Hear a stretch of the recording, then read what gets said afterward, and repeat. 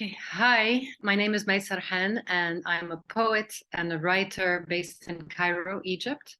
And I'm really, truly honored to be taking part in the Hard Hat reading series.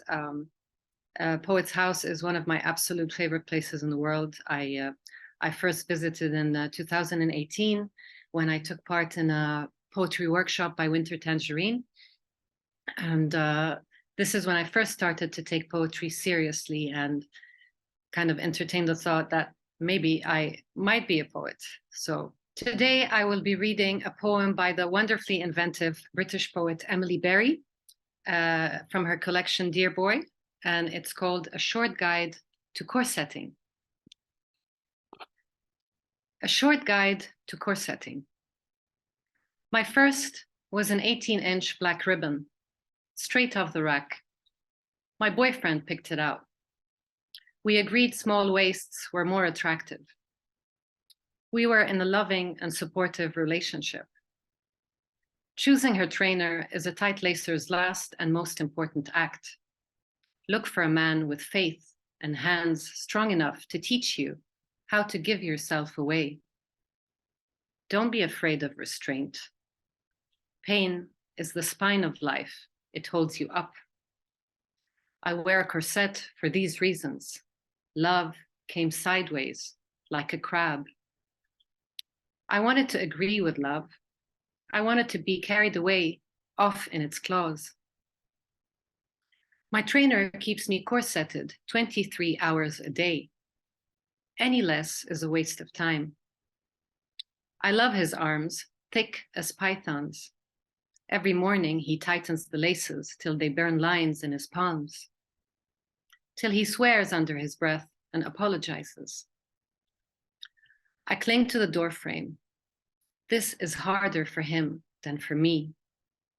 I've seen how he fights to contain himself. This hurts us both, and that's a good thing. My second was a 16-inch with a 2-inch stem. Had it made to measure. My boyfriend held me firm while the corsetier laced me in. I drew my last breaths and gave myself up then, standing between them. It was such a relief. Yes, the corsetier said, perfect fit. My breasts frothed like champagne from a bottle. My eyes bulged. Little skittle, my trainer whispered. I couldn't bend. A wrinkle ran down my back like a seam. Now that I wear a 14-inch, I use only the top half of my lungs. There's just room to breathe. I've still got more than enough. I've realized how little we need. Okay, I'm going to start with the title and say the word guide in A Short Guide to Corseting is apparently deceptive because, as I'm going to demonstrate, the poetic eye is unreliable and misguided.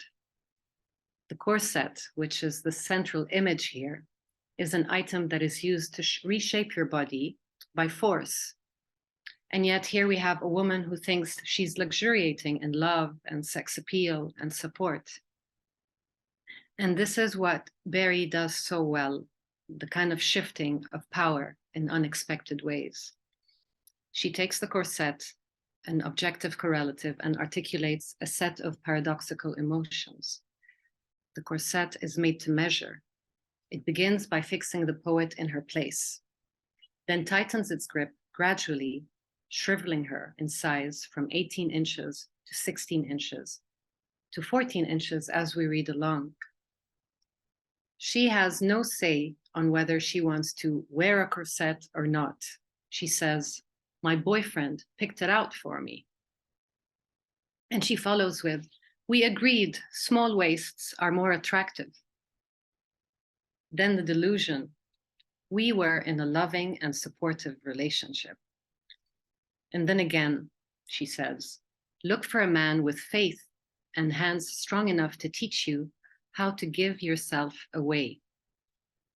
Apparently, wearing a corset here is an act of love that moves sideways like a crab, indirect and possibly manipulative. what starts to unravel here is a case of Stockholm syndrome, where the captive develops positive feelings towards the captor.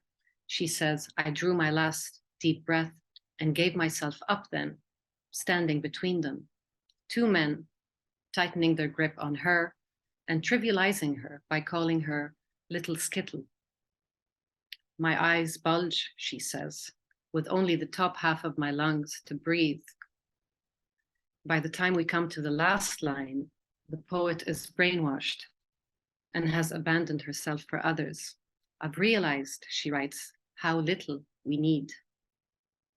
The we here is an attempt at normalization, the seeking of comfort in supposed others with similar experiences. And what I really like about Barry here is how she kind of maps the gaps between who we think we are and how we present ourselves and who we end up appearing to be. So that's it for Emily Barry. Now I want to introduce my own work. I wrote a chapbook called CAIRO, the Undelivered Letters. And I'll just give you a little bit of background on the work.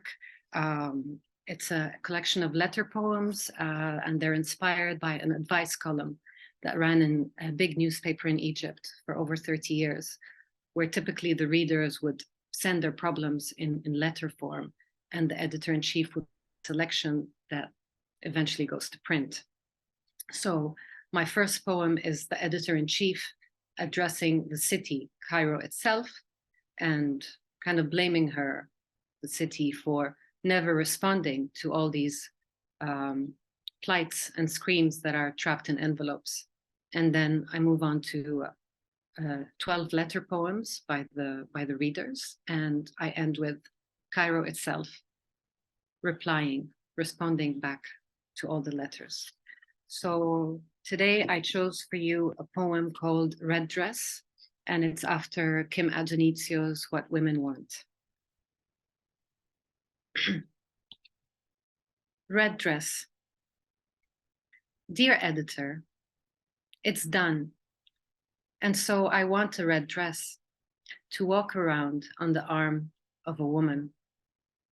I want it cheap so that its peeling hurts, tight so I wear it, and in a fit tear it, or someone tears it off my chest. I want it careless and backless, and like my back, backless, so they wonder, what the hell is going on underneath?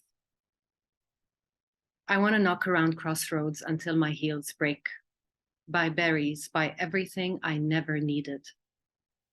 Pass past the cowhide market, they're filthy as fuck, slinging cows onto a dolly, dreaming of toying with me on a sticky truck, while on their shoulders hoisting skin and blood. But no, I walk the walk of a cool astronaut, like I want to walk, but it's never enough. And I want that red dress bad. I want it to tell me no one is okay with it, their worst fear about me, a sickness in their stomach pits, to show them how little I care about them or anything else except what I'm drinking next. Do or die I want, and when I find it, I'll pull that body off its hanger, random against other bodies, and sail this planet full of ghosts and wear it like cries, like bones, like smoke wrapping a leaving light. Yours, a fucking mess. That's it. Thank you.